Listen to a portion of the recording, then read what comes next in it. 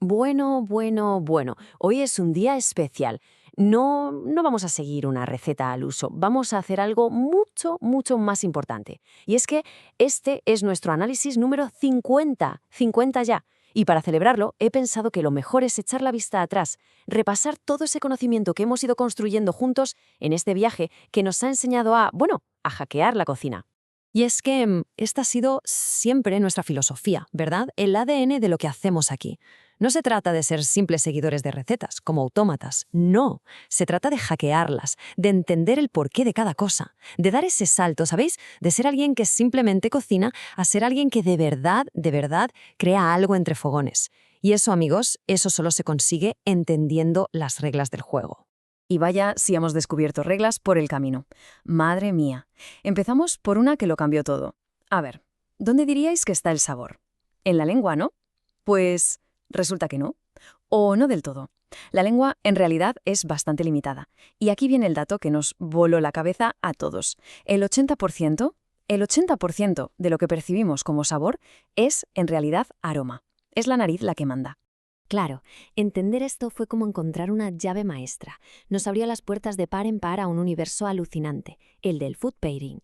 De repente, combinaciones que parecían una auténtica locura como chocolate blanco con caviar cobraban todo el sentido del mundo. Y la clave no es que sepan parecido, no. La clave es que a nivel molecular huelen parecido. Comparten esos puentes aromáticos que los conectan. ¿Brutal? Y hablando de entender, ¿os acordáis cuando le perdimos el miedo a la química? Descubrimos que ese colorcito dorado de un filete o la corteza crujiente del pan no son magia, son ciencia pura, y son dos procesos clave. Por un lado, la famosa reacción de Maillard, esa fiesta donde las proteínas y los azúcares se dan la mano para crear cientos de sabores nuevos y complejos.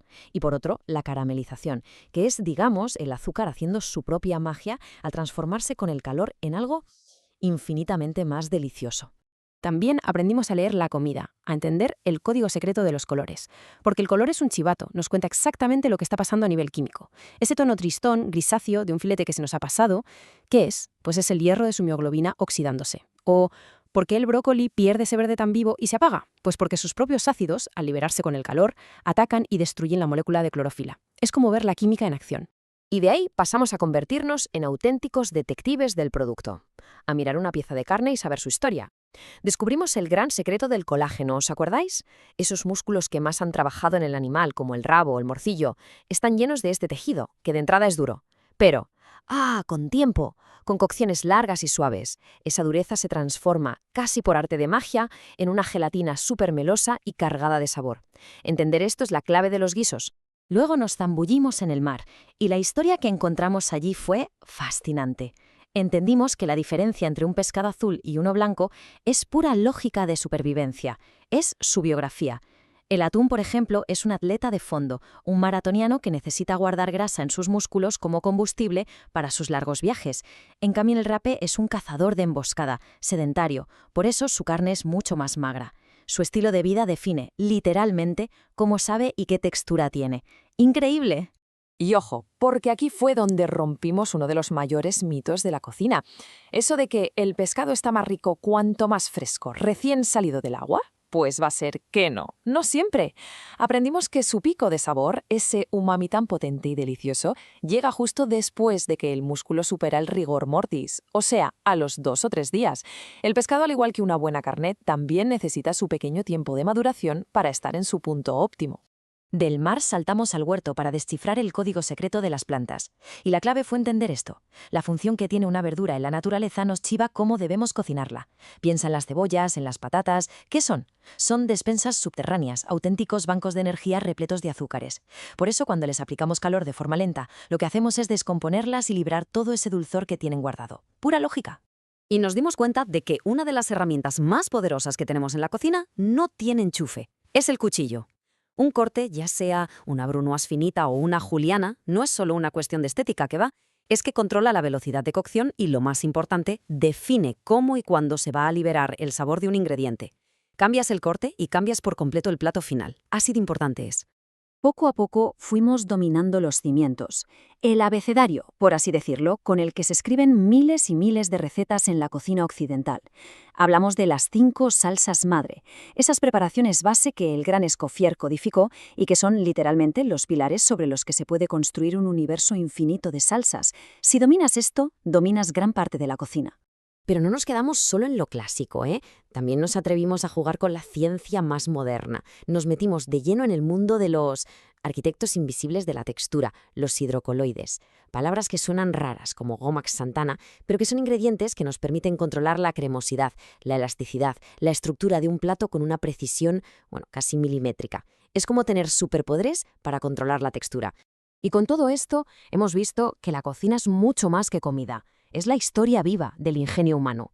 Hemos viajado en el tiempo, desde el Paleolítico, cuando servían huesos por pura y dura supervivencia, hasta el París del siglo XVIII. Allí, un simple caldo que se vendía para restaurar las fuerzas de la gente dio origen a la palabra y al concepto mismo de restaurante. Es alucinante pensarlo. También hemos puesto el foco en la tecnología, claro, y hemos descubierto historias tan increíbles como esta. A ver, el microondas, ese aparato que hoy usamos para calentar la leche o las sobras, ¿cómo nació? Pues por puro azar. Durante la Segunda Guerra Mundial, a un ingeniero que trabajaba con radares se le derritió una chocolatina que llevaba en el bolsillo. Y de ahí surgió la idea, una conexión entre la guerra, la tecnología y nuestra cocina que es, como poco, fascinante. Y gracias a eso aprendimos algo fundamental, que no todo el calor es igual. Entendimos la física que hay detrás de cada cacharro, la diferencia entre la fricción de las moléculas de agua en el microondas, la resistencia que se pone al rojo vivo en la vitro y esa especie de magia del electromagnetismo en la inducción. Entender esto no es una tontería, ¿eh? Nos permite elegir la herramienta perfecta para cada cosa y tener un control absoluto sobre el resultado.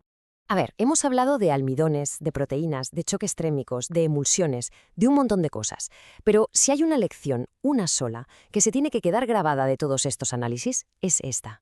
El cuchillo más afilado o la máquina más cara y avanzada no tienen alma, son solo herramientas. El verdadero poder, la auténtica magia en la cocina, la pone el conocimiento, la creatividad y esa sensibilidad para entender el porqué de las cosas. Y así llegamos al análisis número 50. 50. Pero que nadie se confunda, que esto no ha hecho más que empezar. Ahora la pregunta más importante os la lanzo a toda la comunidad que hace posible este espacio. ¿Qué nuevo misterio de la gastronomía deberíamos hackear juntos la próxima vez? Dejad todas vuestras ideas en los comentarios, que las leeré con muchísimas ganas. De corazón, gracias por este viaje. Nos vemos en el próximo análisis.